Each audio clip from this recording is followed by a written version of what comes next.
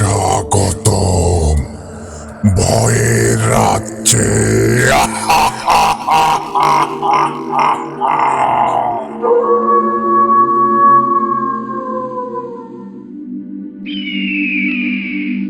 আসসালামু আলাইকুম বন্ধুগণ, সবাইকে স্বাগতম জানাচ্ছি ভূত আড্ডার আরও একটি নতুন এপিসোডে। আর বরাবরের মতোই আপনাদের সাথে আছি আমি, ইমরান এইচ খান। আজকে কিন্তু আপনারা শুনতে চলেছেন আরিফ ভাইয়ের লেখা কুরেশির দুর্দান্ত একটা ঘটনা। সত্যি আরিফ ভাইয়ের এই নতুন ক্যারেক্টারটা, কুরেশি নামক ক্যারেক্টারটা ডে বাই ডে অনেক বেশি ডার্ক হয়ে যাচ্ছে। আজকের ঘটনাটি সত্যিই আপনাদের অনেক বেশি ভালো লাগবে। মানে একটা বাচ্চা কবিরাজ বলা চলে। তো বেশি কথা বলে ঘটনার আমেজটা নষ্ট করতে চাচ্ছি না। মূল ঘটনায় চলে যাওয়ার আগে আপনাদেরকে শুধু বলবো, আপনারা যারা এখনো আমাদের চ্যানেলটি সাবস্ক্রাইব করেননি, দ্রুত সাবস্ক্রাইব করে ফেলুন এবং পাশে থাকা বেল আইকনটি অন করে রাখুন। এর ফলে কিন্তু আমাদের পরবর্তী সকল আপডেট সবার আগে আপনাদের কাছে পৌঁছে যাবে। আর আপনারাও যদি আমাদেরকে ঘটনা পাঠাতে চান, সেই ক্ষেত্রে আপনাদের কাছে দুইটি বই আছে। প্রথমত আপনারা সরাসরি আমাদেরকে হোয়াটসঅ্যাপে নক দিতে পারেন, আর আমাদের হোয়াটসঅ্যাপ নাম্বারটি আমাদের ডেসক্রিপশন বক্সে দেওয়া আছে। এছাড়াও আপনারা চাইলেই কিন্তু আমাদেরকে ইমেলের মাধ্যমেও ঘটনা পাঠাতে পারেন। আর আমাদের ইমেল অ্যাড্রেসটি হচ্ছে bhutadda.stories@gmail.com। আপনাদের সুবিধার্থে আমি স্ক্রিনেও আমাদের হোয়াটসঅ্যাপ নাম্বার এবং ইমেল অ্যাড্রেসটি দিয়ে দেব। তো আপনারা আপনাদের জানাশোনা সেরা ভয়ঙ্কর ঘটনাগুলো আমাদেরকে লিখে কিংবা ভয়েস ক্লিপ আকারে পাঠিয়ে দিতে পারেন। তাহলে এখন আর কথা বাড়াবো না, এবার সরাসরি চলে যাব আরিফ ভাইয়ের লেখা কুরেশির ঘটনায়।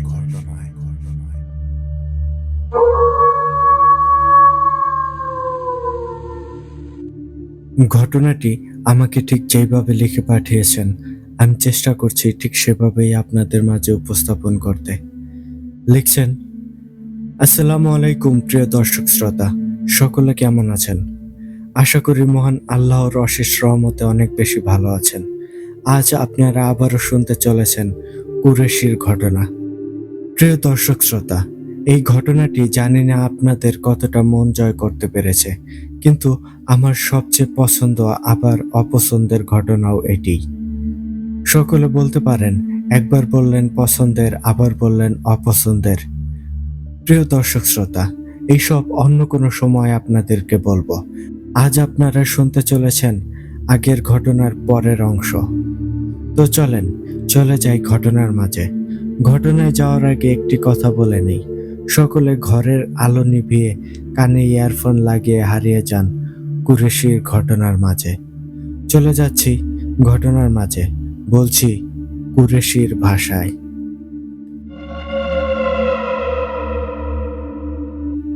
গ্রাম থেকে ঢাকা চলে আসার পর আবার যথানিয়মে চলতে থাকে আমার দিনকাল। শুধু পার্থক্য একটাই, আগে আমি একা থাকলে অদৃশ্য থেকে আওয়াজ শুনতে পেতাম, আর এখন আমি সেই অদৃশ্য থেকে বলা ব্যক্তিকে দেখতে পাই, আর সে প্রায় সময় এসে আমাকে নানাভাবে উপদেশ দিয়ে যেত। কিন্তু আমি দিনকে দিন পড়ালেখা ও সমস্ত কিছু থেকে পিছিয়ে পড়ছিলাম।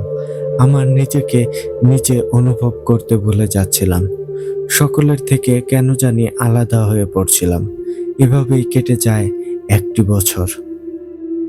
হঠাৎ আমাদের খেলার এক সঙ্গী, আমার বন্ধু, খেলতে যেয়ে কোনো এক জায়গায় লুকিয়ে প্রচণ্ড ভয় পায়। আর তারপর থেকে সে কেমন আবোল তাবোল বলতে থাকে। তখন ওর বাবা মা আমাদের এলাকার মসজিদের খতিব সাহেবকে দেখায়। তিনি দেখে খুব সুন্দর করে রুকাইয়া করে দেয়, আর রুকাইয়া করার পরও ও অনেকটা সুস্থ হয়ে যায়। সেই রাতে খুব ভালো থাকে, কিন্তু পরের দিন আবারও আবোল তাবোল বলতে থাকে।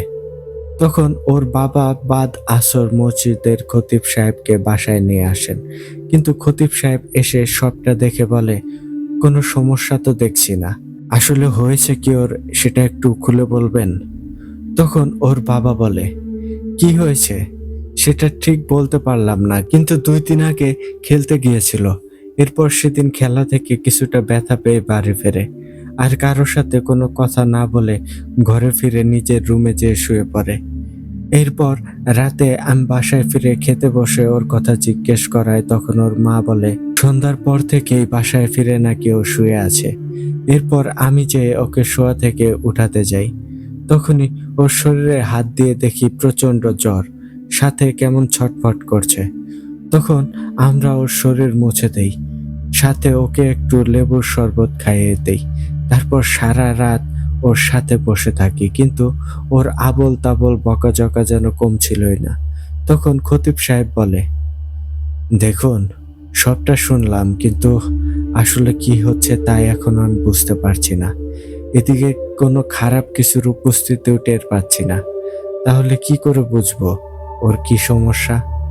তখন ওর বাবা বলে, হুজুর, তাহলে এখন আমি কি করব? আমার তো কিছুই মাথায় আসছে না। তখন খতিব সাহেব বলে, আপনারা এখন এটা করলে আমার মনে হয় ভালো হবে। তখন আমার বন্ধুর বাবা বলে, কি করতে পারি হুজুর? তখন খতিব সাহেব বলে, আপনারা ওকে একজন ভালো চিকিৎসকের কাছে নিয়ে যান, দেখুন ওনারা কি বলে।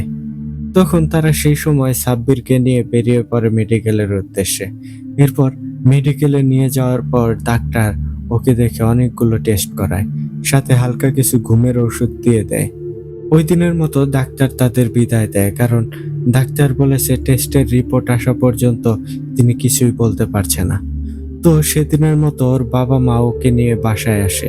এরপর ওকে অনেক জোর করে খাওয়ানোর জন্য, কিন্তু কিছুই খাওয়াতে পারেনি তারা। এরপর অনেক কষ্টে ওকে মুখ চেপে ধরে ঘুমের ওষুধ খাইয়ে দেয়, কিন্তু এতেও কোনো ফলাফল হয় না। ও সারা রাত না ঘুমিয়ে আবোল তাবোল কথাবার্তা বলতে থাকে। এদিকে ওর সাথে ওর বাবা মা বিগত রাতগুলো জাগ্রত থেকে তারাও বেশ অসুস্থ হয়ে পড়ে, কারণ একজন অসুস্থ মানুষ সে অসুস্থতার দরুন ঘুমাতে পারছে না, কিন্তু সুস্থ মানুষ না ঘুমালে তার শরীরের অবস্থা কতটা খারাপ হয় তা যার সাথে ঘটে সেই বুঝতে পারে। এদিকে পরদিন সব রিপোর্ট সংগ্রহ করে আবার ডাক্তারের কাছে গেল। ডাক্তার খুব গভীরভাবে সেই রিপোর্টগুলো পর্যবেক্ষণ করলো, তারপর বলল, আপনাদের ছেলের রিপোর্ট তো একদম স্বাভাবিক দেখছি, কিন্তু কেন এমনটা হচ্ছে সেটা বুঝতে পারছি না। তখন ওর বাবা বলে, তাহলে এখন কি করা যেতে পারে? আর গত রাতে ঘুমের ওষুধ খাওয়ানোর পরেও ছেলেটা এক ফোঁটাও ঘুমায়নি। ঘুমানো তো দূরের কথা, চোখের পাতাও কিছু সময়ের জন্য মেলায়নি। তখন ডাক্তার সাহেব বলে, দেখুন, যেহেতু এই রিপোর্টগুলোতে কিছুই বোঝা যাচ্ছে না, আর ও যেহেতু ঘুমায়নি, তাহলে একটা কাজ করুন, ওকে আজ ভর্তি করিয়ে দিন।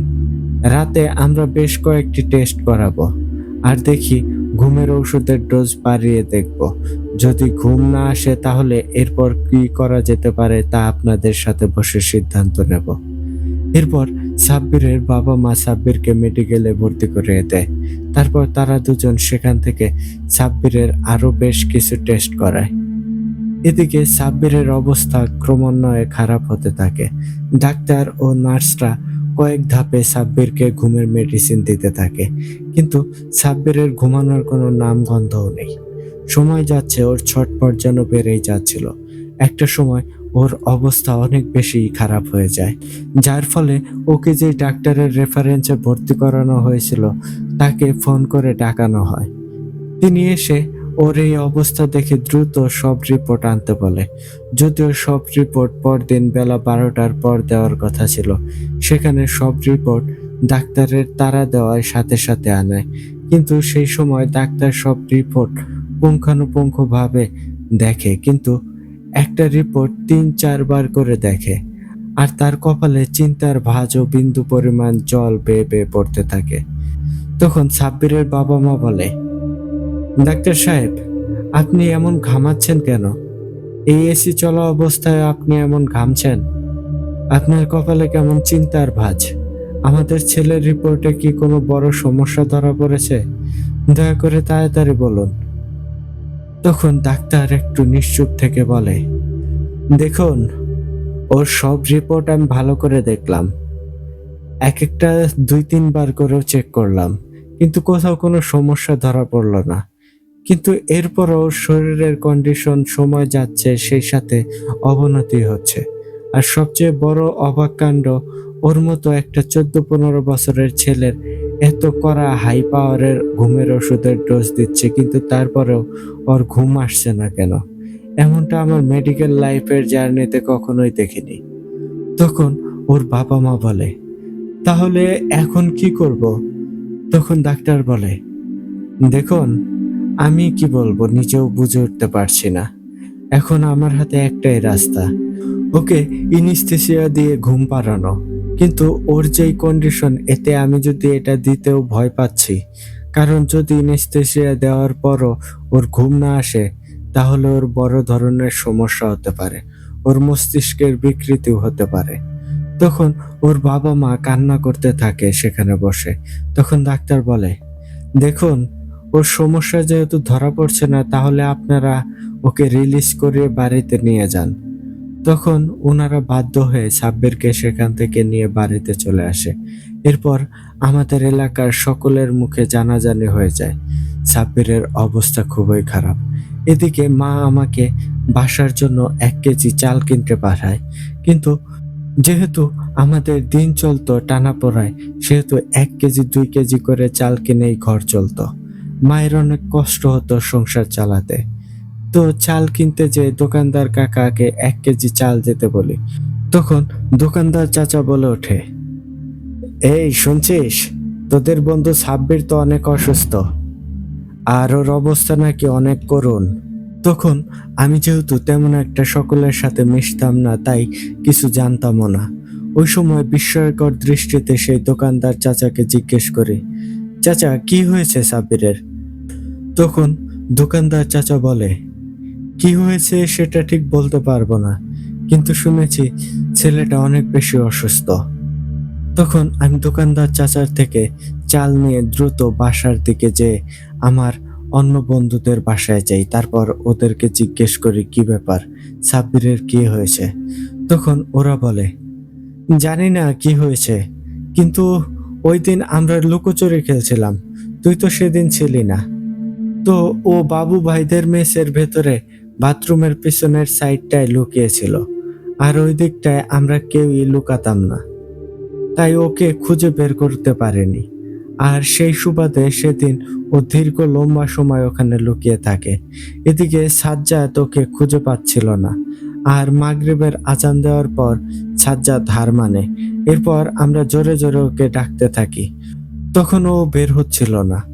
তখন মাগরিবের আজান হয়ে নামাজের পর ও সেই জায়গা থেকে বের হয়, আর কারোর সাথে কথা না বলে বাসায় চলে যায়। তারপর থেকেই ও অসুস্থ হতে থাকে। তখন আমি বলি, চল যে দেখি এখন কি অবস্থা ওর। মাত্র দোকানদার চাচার থেকেও শুনলাম ওর অবস্থা নাকি অনেক খারাপ। তখন আমি, সিফাত, সাজ্জাদ সহ আরো 5-6 জন মিলে সাব্বিরের বাসায় যাই। এরপর সেখানে যে দরজায় কড়া নাড়তেই সাব্বিরের মা দরজা খোলেন, আর আমাদের দেখা মাত্র তিনি কান্না করে দেন, আর কান্না জড়িত কণ্ঠে বলতে থাকে, বাবা দেখ, তোদের বন্ধুর কি হয়েছে, ও মনে হয় আর বাঁচবে না।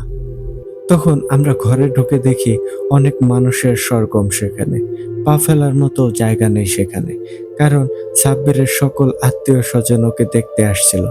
তখন আমি বলি, আন্টি, আপনি একটু শান্ত হন, এভাবে কান্না করবেন না।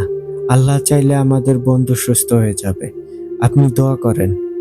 এদিকে সাব্বিরের বাবা এসে বলে, আচ্ছা বাবারা, সেদিন কি হয়েছে আমাকে একটু খুলে বলবা? তখন আমি বলি, আঙ্কেল, সেদিন তো আমি ছিলাম না, আর আমি জানিও না সাব্বির অসুস্থ। আজ দোকানে চাল কিনতে এসে দোকানি চাচার থেকে শুনলাম, তাই ওদের কাছে গেলাম, এরপর ওদের নিয়ে এখানে আসলাম। তখন সাব্বিরের বাবা বাকিদের জিজ্ঞেস করে, বাবা, তোমরা তো সেদিন ছিলে, সেদিন কি হয়েছিল? তখন ওরা সমস্ত কিছু আঙ্কেলকে খুলে বলে। তখন তিনি সবটা শুনে কি করবেন বুঝে উঠতে পারছিলেন না। এরপর আমি বলি, আঙ্কেল, আমরা একটু সাব্বিরকে দেখতে চাই। তখন আঙ্কেল বলে, সাব্বিরের রুমে যাও, ও সেখানেই আছে। তখন আমি তার চোখের কোণে পানি দেখতে পাই। তখন আমি আঙ্কেলকে বলি, আপনি শান্ত হন, আল্লাহ চাইলে সাব্বির সুস্থ হয়ে যাবে। এই বলে তাকে নিয়ে আমরা সাব্বিরের রুমের দিকে যাই। তখন সাব্বির বিছানায় শোয়া অবস্থায় আনমনে হয়ে ঘুরন্ত ফ্যানের দিকে চেয়েছিল। ওই সময় আমি সাব্বিরের ঘরে যাই, আর সাব্বিরের পাশে যে আমরা সকল বন্ধুরা বসি। সেখানে ওদের আরো অনেক আত্মীয় স্বজন ছিল। পুরো ঘরে কদম ফেলার মতো কোনো উপায় নেই। আর এদিকে সাব্বিরের ঘরে যেতেই আমার কেমন অস্বস্তি লাগতে শুরু করে। তখন আমি মনে করি হয়তো এত মানুষের মাঝে তাই অস্বস্তি লাগছে। আর এমনিতেও আমি একদম ছোট থেকে ঝামেলা কম পছন্দ করি, আর ভিড়ভাট্টা থেকে দূরে থাকার চেষ্টা করি। যেখানে মানুষ বেশি থাকে সেখান থেকে আমি ১০০ হাত দূরে থাকার চেষ্টা করি। আর যেই সময় কোনো সমস্যা হয় তখন না পারা সত্ত্বেও সেই জায়গায় থাকি। কিন্তু এতে আমার অনেক কষ্ট হয়। তো সাব্বিরের পাশে বসে আমরা তার দিকে চেয়ে থাকি। সুন্দর ফর্সা ছেলেটার শরীর কেমন কালচে ফ্যাকাশে রঙের হয়ে গিয়েছে। চোখের নিচে কালো এক বিশাল আস্তরণ পড়ে গিয়েছে। সমস্ত শরীর একদম নিরবিঘ্ন হয়ে পড়ে আছে। শুধু বোঝা যাচ্ছে ওর পেটটা একটু করে উপরে উঠছে আর নামছে। তার দ্বারা বোঝা যাচ্ছে এখনো জীবিত আছে। তখন হঠাৎ সাব্বির ফ্যানের দিক থেকে দৃষ্টি সরিয়ে আমার দিকে চায়। এরপর চোখ দিয়ে ইশারা করে। তখন আমি ভাবি হয়তো আমাকে কিছু বলবে। এই ভেবে আমি ওর কাছে কান পেতে নেই। তখন সাব্বির আমার কানে কানে বলে, কুরেশি, একটা মজার খেলা দেখবি? তখন আমি বলি, কি বন্ধু, কি দেখাবে? তখনই হঠাৎ সাব্বির বিছানায় উঠে বসে পড়ে আর আমার দিকে আঙুল ইশারা করে বলে, বাবা, এই কুরেশির জন্য আজ আমার এই অবস্থা। ওকে ঘাড় ধাক্কা দিয়ে ঘর থেকে বের করে দাও। ওর মুখ থেকে এই কথা শুনে আমি যেন আকাশ থেকে পড়লাম। কারণ ও এসব কি বলছে? আমার জন্য ওর এই অবস্থা কি করে? তখন সাব্বির একটা শয়তানি হাসি দিয়ে আমার দিকে তাকায়। এরপর আবারও স্বাভাবিক চেহারা করে ওর বাবাকে উদ্দেশ্য করে বলে, বাবা, ওই দিন কুরেশি আমাকে ভয় দেখায়, আর এমন একটা ভয়ঙ্কর রূপ নিয়ে আমাকে ভয় দেখায়। ওকে আমার সামনে থেকে সরাও। ওই সময় ওর মুখ থেকে এইসব শুনে সকলে আমার দিকে এমন দৃষ্টিভঙ্গিতে তাকায়, তাতে মনে হয় আমি সকলের দুশমন। ওই সময়টা আমার এতটাই অসহায় ও নিরুপায় লাগছিল যা আমি বলে বোঝাতে পারবো না। আমার মনে হতে থাকে, কেনই বা আমি এখানে আসলাম। সকলে বিনা চোখের পলক ফেলে আমার দিকে চেয়ে থাকে। সকলের দৃষ্টিচক্ষু আমার দিকে। মনে হতে থাকে তারা সাব্বিরকে নয়, আমাকেই দেখতে এসেছে। খালি তাদের তাকানোর দৃষ্টি ছিল রাগ আর ক্ষোভের বহিঃপ্রকাশ। তখন আমি কিছু বলতে যাব তার আগে আমার এক বন্ধু বলে ওঠে, সকলে এভাবে কুরেশির দিকে তাকিয়ে থাকবেন না, কারণ এখানে কুরেশির কোনো দোষ নেই। আর সাব্বির যা বলছে সবটাই মিথ্যা। হয়তো অসুস্থতার প্রভাবে ওর মস্তিষ্কেও বিকৃত ঘটেছে। কারণ ওই দিন কুরেশি আমাদের আশেপাশেও ছিল না। কুরেশি সেদিন খেলতেই আসেনি। আর সাব্বিরকে ভয় দেখানোর তো দূরের কথা। আর সাব্বির সেদিন যেখানে লুকিয়েছিল তা আমরাই জানি না। তাহলে কুরেশি না খেলতে এসে কি করে জানবে? তার থেকে বড় কথা, ধরে নেন কুরেশি এসেছিল, সাব্বিরকে ভয় দেখিয়েছে, তো যাওয়ার পথে তো কারো না কারোর সাথে দেখা হওয়ার কথা। কারণ সেখানে আমরা খেলি। সেখানে যাওয়ার আসার দুইটা পথ। সে পথগুলোর দুই পাশেই আমরা কেউ না কেউ লুকিয়ে থাকি। তাহলে ওরা আসা যাওয়া আমরা টের পেতাম না? আর এখন যে আমরা সাব্বিরকে দেখতে আসলাম, তাও কুরেশির দোকানদার চাচার থেকে শুনে আমাদের কাছে এসেছে সাব্বিরের সম্পর্কে জানতে। তখন ওকে আমরা বলি, আর ওই আমাদের নিয়ে সাব্বিরকে দেখতে এসেছে। আশা করি সকলে বিষয়টা বুঝতে পেরেছেন। তখন আমার ওই বন্ধুর থেকে সবটা শুনে সকলে একটু রিল্যাক্স হয়, আর আমার উপর থেকে চোখ সরিয়ে অন্যমনস্ক হয়। কিন্তু ওই সময় আমার এতটাই খারাপ লাগে যা বলে বোঝাতে পারবো না। সেই সাথে সাব্বিরের উপর অনেক অভিমান হয়, যা আমি ভাষায় প্রকাশ করতে পারবো না। তখন আমি সেখান থেকে কোনো কথা না বলে সাব্বিরদের বাসায় থেকে বেরিয়ে আসি, আর বাসায় যাওয়ার জন্য হাঁটতে থাকি। একটা সময় হাঁটা অবস্থায় ভাবতে থাকি, এসব কি হলো সেখানে, আর সাব্বিরই বা কেন এমনটা করলো।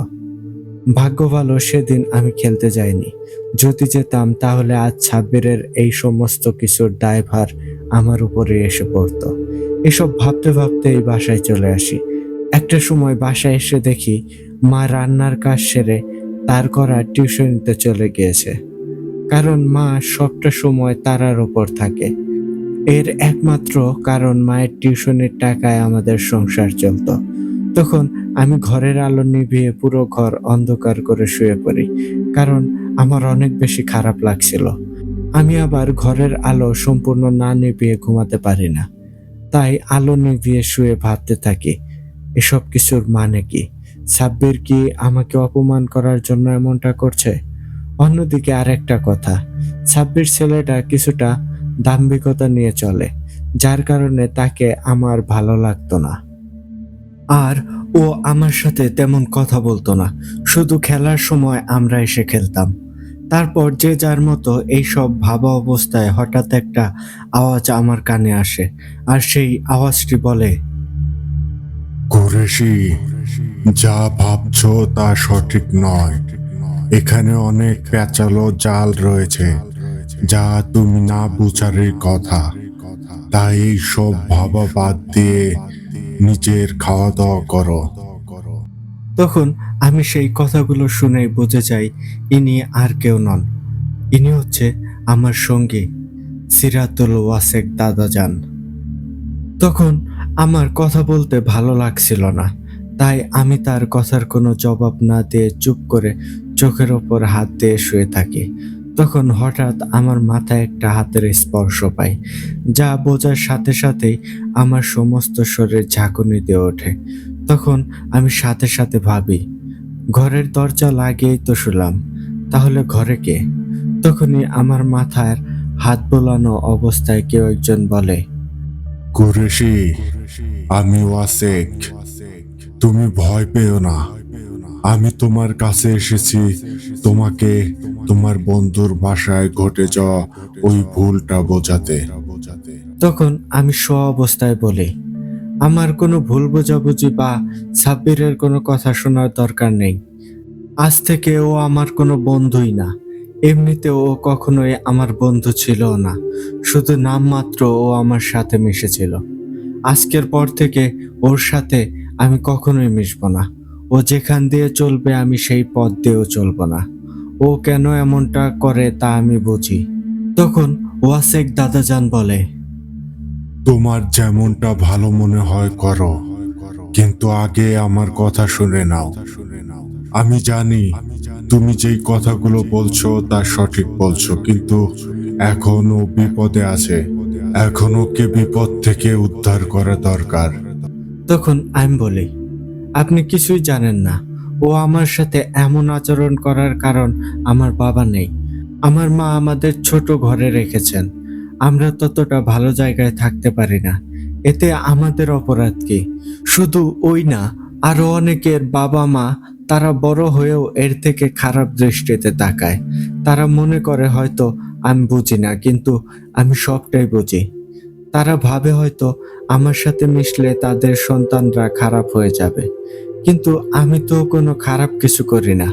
আমি তো কাউকে কখনো বকা দিয়েও কথা বলি না।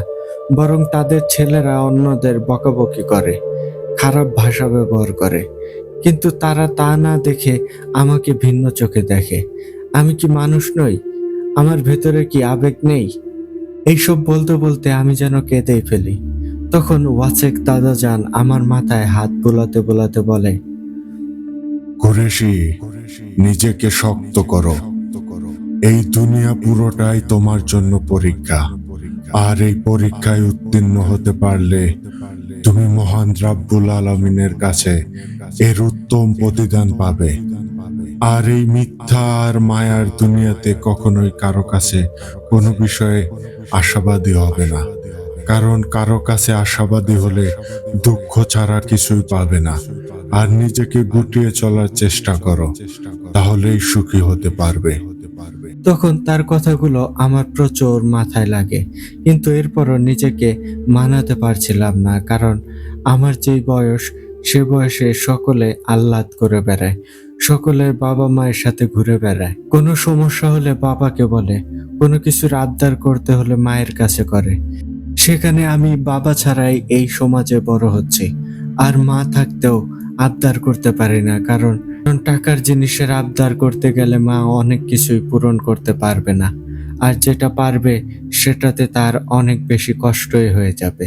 যেটা পারবে না সেটা ভেবে আমি যা না কষ্ট পাবো তার থেকে বেশি মা পাবে, কারণ একমাত্র মায়েরাই জানে তারা যখন সন্তানের কোনো আবদার রাখতে পারে না তখন তাদের মাঝে কেমনটা কাজ করে।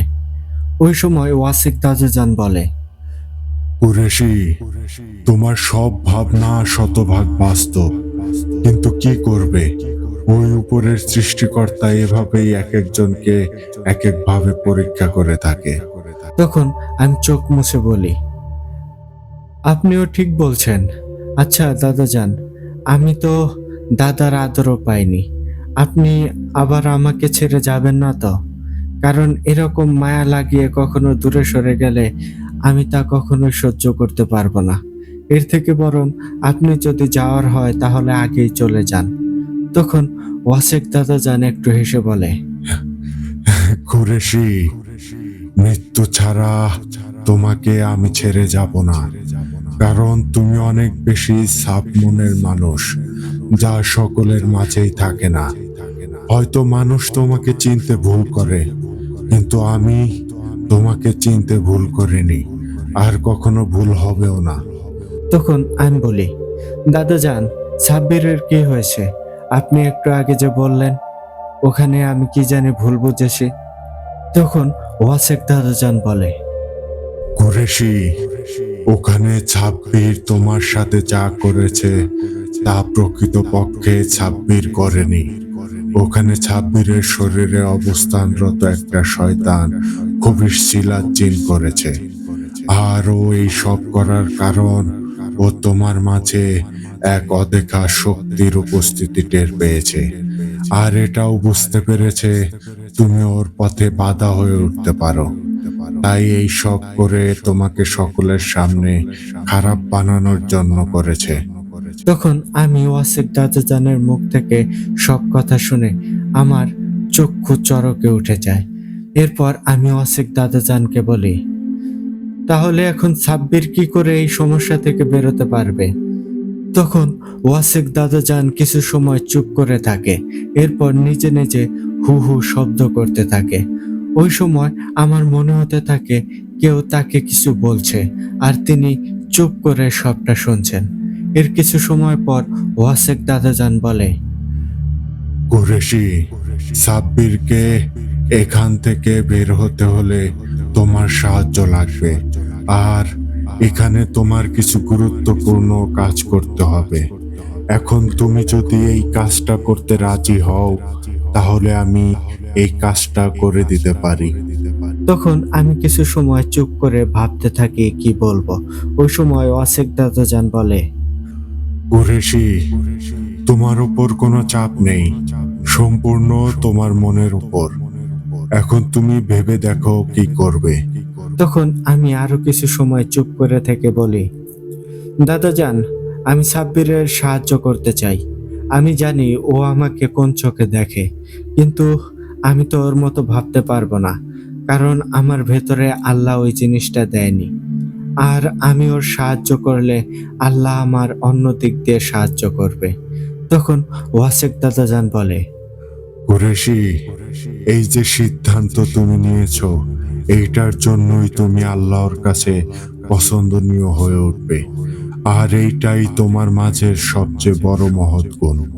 তখন আমি বলি, দাদাজান, এখন আমি কি করব? আমাকে সেটা বলেন।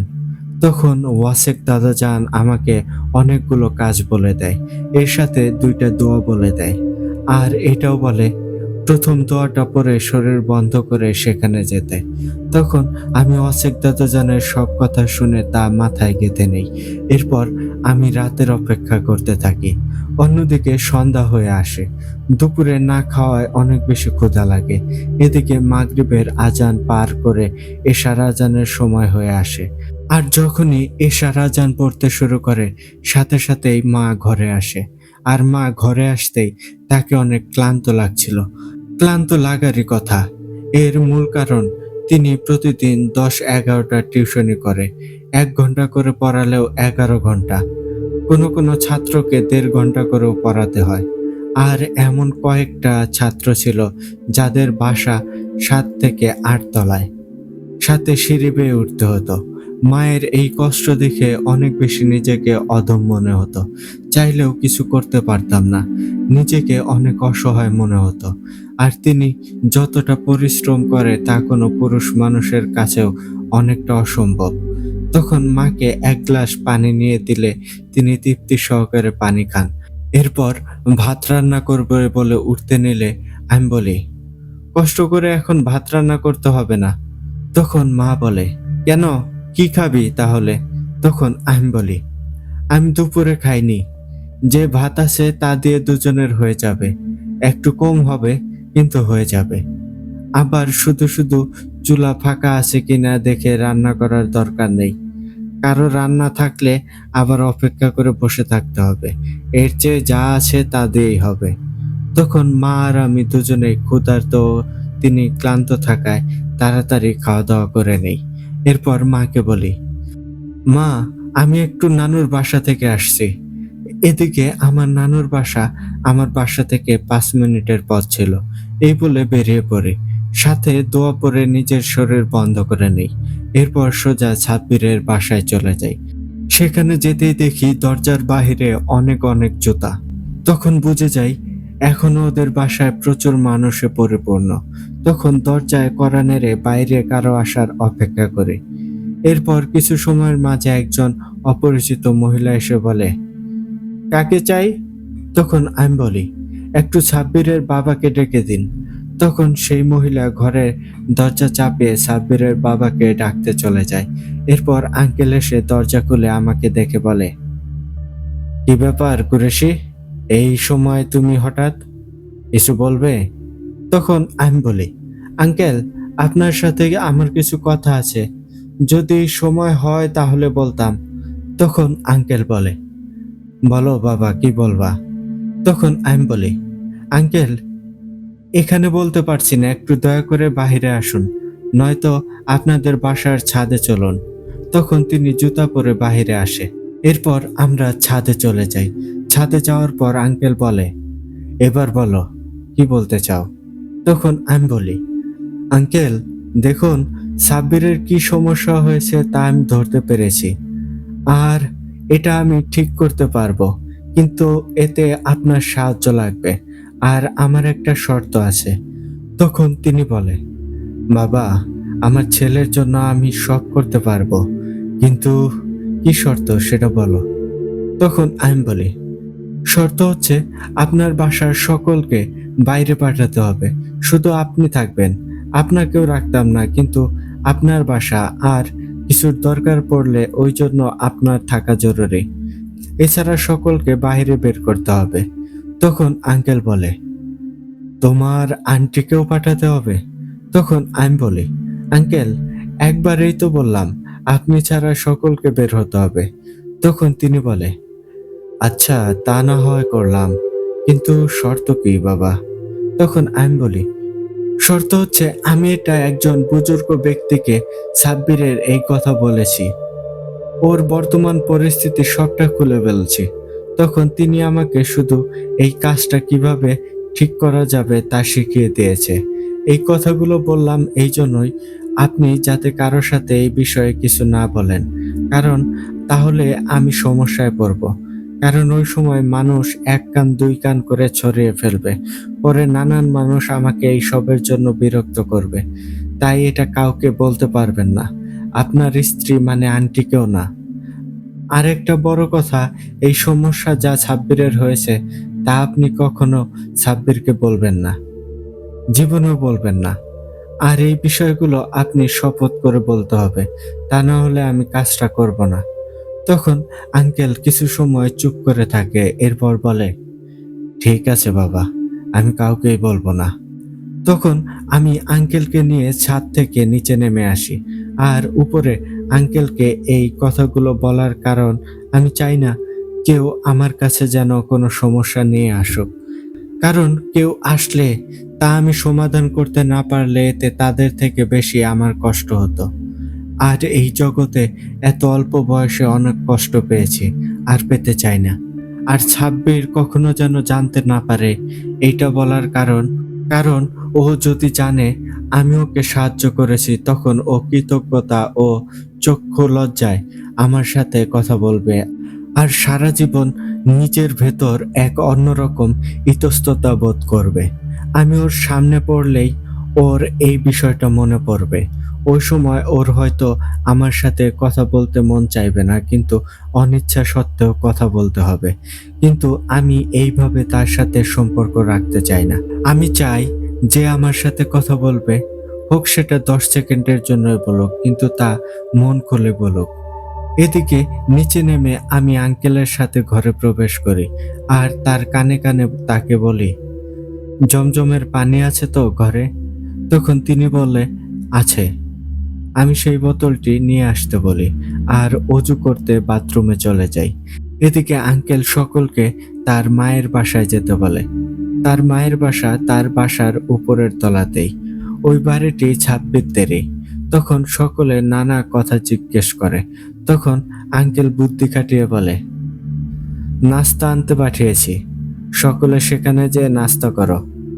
আর সাব্বির এরকম মানুষের মাঝে থেকে আরো অসুস্থ হয়ে পড়বে। এদিকে আমি উঁচু করতে করতে আঙ্কেল ঘরের সমস্ত লোকজন উপরের তলায়, অর্থাৎ তার মায়ের ঘরে পাঠিয়ে দেয়। এরপর আমি উঁচু করে বেরিয়ে আঙ্কেলকে বলি, সকলে গিয়েছে? তখন আঙ্কেল বলে, বাবা সকলেই চলে গিয়েছে, আর এই নাও জমজমের পানি। তখন আমি তার হাত থেকে জমজমের পানি নিয়ে তাকে বলি, আমি ওই ঘরে প্রবেশ করব, আর আপনি দরজার বাইরে থাকবেন।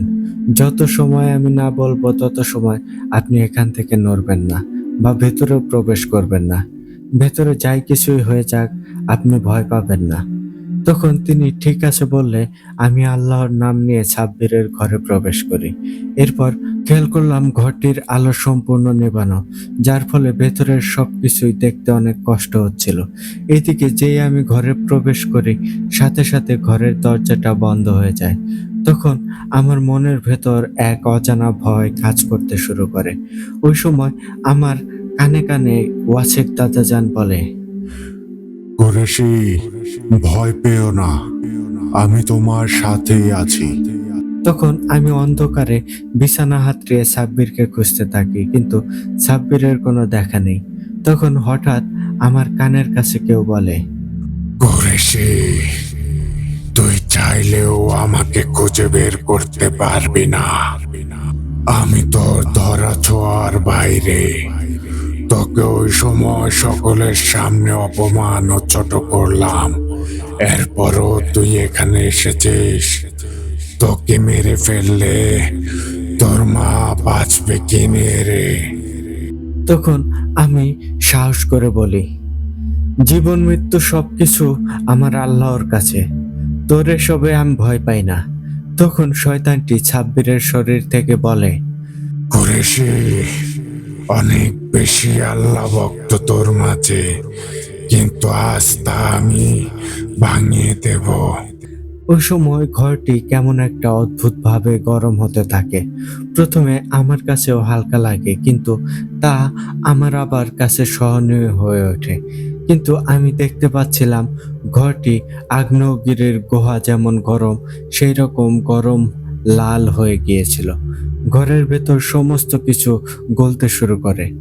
ওইদিকে ওই লাল লাভার আলোয় আমি দেখতে পাই সাব্বির ঘরের একটা কিনারায় উপরে ঝুলে আছে, আর ভয়ঙ্কর ভাবে চিৎকার করতে থাকে। ঘরের গরম আমার শরীরে না লাগলেও সাব্বিরের ওই চিৎকার আমার কানের পর্দা ফাটিয়ে দিচ্ছিল। আমি একদম সহ্য করতে পারছিলাম না। তখন আমার কানে ওয়াসেক দাদাজান বলে, কুরেশি, যেই দোয়াটা বলেছি তা জোরে জোরে পড়তে থাকো, আর জমজমের পানি সাব্বিরের দিকে ছিটাতে থাকো। সাব্বির যেদিকে যাবে সেদিকেই ছেটাও। ওই শয়তান নিজের চালে আটকে গিয়েছে। তখন আমি বলি, মানে কি? নিজের চালে আটকে গিয়েছে মানে? তখন ওয়াসেক দাদাজান বলে, কুরেশি, তুমি কাজ করতে শুরু করো, আমি বলছি। তখন আমি দোয়া পড়ি আর পানি ছিটাতে শুরু করি। তখন সাব্বির ভয়ঙ্কর ভাবে ঘরের এদিক থেকে অন্যদিকে ছোটাছুটি শুরু করে দেয়। এদিকে ওয়াসিক দাদাজান বলে, কুরেশি, ওই শয়তান তুমি ঘরে প্রবেশ করার পর ও ঘরটির মাঝে মায়াজাল সৃষ্টি করে ফেলেছে। এদিকে আমি তার ফায়দা তুলে সেটিকে ঘুরিয়ে দিয়েছি, আর ওকে যন্ত্রণা দেওয়ার জন্য আমার শক্তির প্রভাব ফেলেছি, আর শেষটা তুমি করে দেবে। তখন সাব্বিরের শরীর থেকে শয়তানটি বলতে থাকে, কুরেশি, আমার ভুল হয়ে গেছে, আমাকে ক্ষমা করে দে। আমি আর জীবনে কখনো তোর এই মুখে হব না। তখন ওয়াসেক দাদাজান বলে, কুরেশি, ভুলেও এই কাজ করতে যেও না, তাহলে এই শয়তান এখান থেকে মুক্তি পাওয়ার সাথে সাথে তোমার ছোট ভাই অথবা তোমার আম্মাজানকে মেরে ফেলবে। যা ধরেছ তা সম্পূর্ণভাবে শেষ করতে হবে। তখন আমি দোয়া পড়া অবস্থায় আরো বেশি করে পানি ছেটাতে থাকি, যার ফলে শয়তানটি আরো ভয়ঙ্কর ভাবে চিৎকার করতে থাকে। আর এক পর্যায়ে সাব্বিরের শরীর থেকে একটা কালো ধোঁয়া বেরিয়ে যায়, আর সাব্বির হাওয়া থেকে বিছানায় ধপাস করে পড়ে যায়। এর সাথে সাথে ঘরটি ধীরে ধীরে ঠান্ডা হতে শুরু করে। তখন ওয়াসেক দাদাজান আমার কানে কানে বলে, কুরেশি, সব কাজ শেষ, এখান থেকে বের হয়ে যাও, আর সাব্বিরকে ঠিকমতো খেতে দিতে বলো, আর পর্যাপ্ত বিশ্রামের ব্যবস্থা করে দিতে বলো। সপ্তাহখানেকের মাঝে সাব্বির একদম আগের মতো সুস্থ হয়ে উঠবে। তখন আমি বাহিরে বের হওয়ার দরজা খুঁজতে থাকি, কিন্তু দরজাটাই খুঁজে পাচ্ছিলাম না। তখন ওয়াসেক দাদাজান আমার কানে কানে বলে, কুরেশি, চোখ বন্ধ করে এই দোয়াটা পড়ো। তখন আমি চোখ বন্ধ করে ওয়াসেক দাদাজানের বলা দোয়াটা পড়তে থাকি। এরপর চোখ খুলতেই দেখি ঘরের দরজা আগের জায়গাতেই রয়েছে। তখন আমি ঘরের দরজা খুলে দেখি আঙ্কেল ঘরের বাইরে হেলান দিয়ে ঘুমিয়ে গিয়েছে। তখন আমি ঘড়ির দিকে তাকিয়ে দেখি ঘড়ির কাঁটা প্রায় একটা ছুঁই ছুঁই। তখন ঘড়ি দেখে হতভম্ব হয়ে যাই, কারণ আমি যখন এখানে আসি তখন 9টার মতো বাজে, কিন্তু এত তাড়াতাড়ি কি করে 4 ঘন্টা চলে গেল। তখন আমি মনে মনে ভাবতে থাকি, মা হয়তো আমার জন্য না ঘুমিয়ে বসে আছে। উনার সকালে উঠে আবার সব কাজ সেরে 7টায় টিউশনিতে যেতে হয়। এই ভেবে আমি আঙ্কেলকে তাড়াতাড়ি করে জাগাই। তখন উনাকে ডাকতেই তিনি ধরফক করে উঠে বলতে থাকে, কি হয়েছে? তখন আমি বলি, আঙ্কেল, সবটার সমাধান হয়ে গিয়েছে। এখন সাব্বিরকে ঠিকমতো খেতে দিন আর পর্যাপ্ত বিশ্রাম নিতে দিন। আল্লাহর রহমতে সুস্থ হয়ে যাবে। তখন আঙ্কেল আমাকে অবাক করে একটা কথা বলে, যা শুনে আমি অবাক হয়ে পড়ি। তখন তিনি বলে, আচ্ছা কুরেশি, তুমি সাব্বিরের এই সমস্যার সমাধান করলে কি করে? আমার তো এখন মনে হয় সাব্বির এর আগে যে বলেছে তা ঠিকই বলেছে। তুমি আবার ওকে এমনটা করনি তো, যার ফলে ওর এই অবস্থা হয়? এখন আমাদের সাথে মেশার জন্য আর ভালো সাজার জন্য এমনটা করছো? তখন আমার চোখ দিয়ে পানি চলে আসে, আর মনে মনে ভাবতে থাকি, এইটাই শোনার বাকি ছিল, আর উপকারের এই প্রতিদান। এসব ভেবে সাব্বিরের বাবাকে বলি, আচ্ছা আঙ্কেল, আমি কি খারাপ কাজ করেছি যার জন্য আপনার কাছে আমার ভালো সাজতে হবে আর মিশতে হবে? আঙ্কেল, আপনার মন মানসিকতাকে হাজার সালাম। ভালো থাকবেন। এই বলে আমি উনার ঘর থেকে বেরিয়ে আসি। এদিকে তিনি পেছন থেকে কয়েকবার ডাকে, কিন্তু আমি তার দিকে ফিরেও চাইনি। এরও কারণ আছে, কারণ আমার চোখের পানি আমি তাকে দেখাতে চাইনি। আর তার দিকে তাকালে আমার ভেতর রাগ ও কষ্টের পরিমাণ বেড়ে যাবে। এই ভেবে আমি সেখান থেকে চলে আসি। সেই সময় অন্ধকারাচ্ছন্ন রাতে আমি নীরবে হেঁটে বাসার উদ্দেশ্যে রওনা হই, আর চোখ দিয়ে টলমল করে পানি পড়তে থাকে। তখন আকাশের পানে চেয়ে বলি, আল্লাহ, এমনটাও শোনার ছিল? তখন নিজের ভেতর থেকে একটা কথা আসে, আসলে 26 ছেলে খারাপ না, কিন্তু যার বাবা এই মানসিকতা রাখে তার থেকে ভালো কিছু কি পাওয়ার আছে? তখন ওয়াসেক দাদা জান থেকে আমার পাশে চলে আসে আর আমাকে বলে, কুরেশি, এখন তুমি কিছুটা বুঝতে পেরেছ। এই মিথ্যা দুনিয়ায় কারো থেকে কিছু পাওয়ার আশা করবে না। যার সাহায্য করবে তার থেকে কিছু পাওয়া দূরের কথা, তার থেকে ভালো কিছু একটা ভাষা শুনতে পাবে এমনটাও আশা করবে না। এখন আর কিছু ভেবো না, সোজা বাসায় চলে যাও, কারণ তোমার মা অপেক্ষা করছে। তখন আমি বাসায় যেতেই দেখি মা আমার জন্য জেগে বসে আছে আর তার চেহারায় একটা ভয়ের ছাপ। তখন আমাকে দেখে মা এসে একটা চট দিয়ে বলে, এত রাতে কোথায় ছিলি? তুই তো তোর নানির বাসায় যাসনি। তখন আমি মায়ের আমার প্রতি ওই মায়া দেখে চোখে পানি চলে আসে। ওই সময় আমার চোখ দিয়ে পানি বের হয়। মা কিছুটা হতভম্ব হয়ে যায় আর জিজ্ঞেস করে, কি হয়েছে কুরেশি? তখন আমি বলি, কিছু হয়নি মা। তখন মা বলে, তোর কিছু হয়েছে, আমাকে খুলে বল। তখন আমি বলি, মা পরে বলবো, এখন অনেক রাত হয়ে গিয়েছে, শুয়ে পড়ো, কারণ সকালে তোমাকে পড়াতে যেতে হবে। তখন মা আর কিছু না বলে শুয়ে পড়ে। তিনি হয়তো আমার ভেতরের কথা বুঝতে পেরেছে। আমার পরিবার নিয়ে যেই কষ্টটা মা সেটা উপলব্ধি করতে পেরেছে। তাই হয়তো আর জিজ্ঞেস করেনি। কারণ এটা জিজ্ঞেস করাটাও বৃথা। কারণ এটা কখনোই পরিপূর্ণ করা অসম্ভব।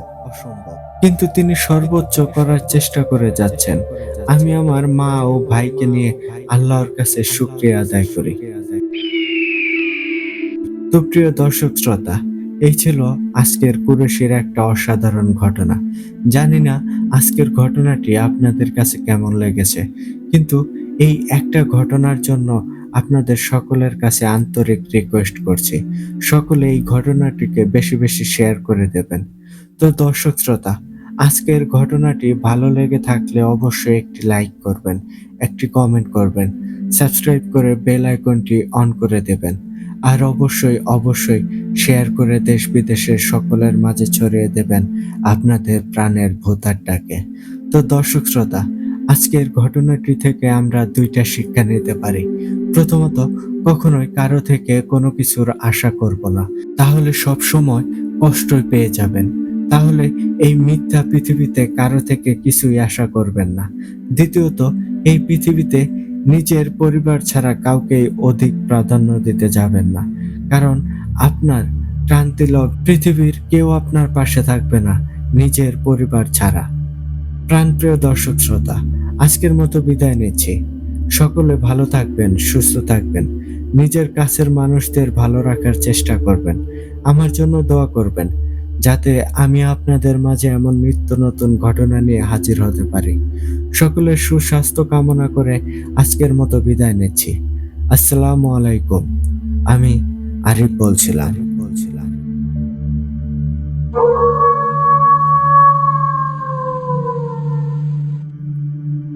ওয়ালাইকুম আসসালাম আরিফ ভাই। ধন্যবাদ ভাই, এত সুন্দর করে একটা ঘটনা আমাদের সাথে শেয়ার করার জন্য। সত্যিই আরিফ ভাই, কুরেশির ঘটনা কিন্তু ডে বাই ডে অনেক বেশি ডার্ক হয়ে যাচ্ছে।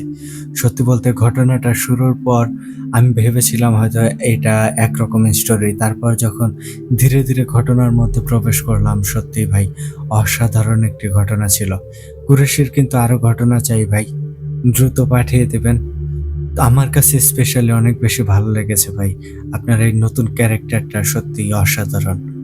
তো প্রিয় লিসেনার্স, আপনাদের কাছে কেমন লেগেছে আরিফ ভাইয়ের আজকের এই ঘটনাটি আপনারা কিন্তু অবশ্যই কমেন্ট করে জানিয়ে দেবেন।